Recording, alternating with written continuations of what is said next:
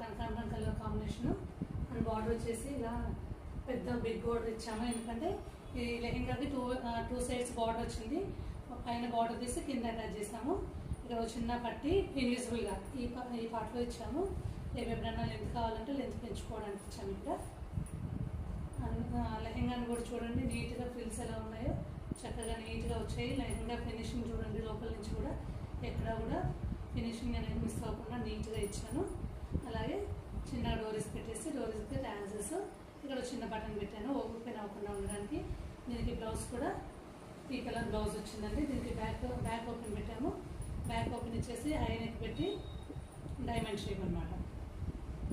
ఇలా back and hands వచ్చేసి బుట్టి చేతులు చాలా బాగున్నాయి కదా. ఫ్రంట్ వైపు స్టార్ నెక్ పెట్టి ప్రిన్స్ కట్ పెట్టాము. చూడండి ఫినిషింగ్ చూడండి, మీరు ఎక్కడైనా బ్లౌజ్ ఫినిషింగ్ కానీ లెహంగా ఫినిషింగ్ కానీ చాలా నీట్గా ఉంటుంది. మన ఫినిషింగ్లో ఎక్కడ తేడా ఉండదు. మీకు కూడా ఇలా కస్టమైజేషన్స్ కావాలంటే నన్ను కాంటాక్ట్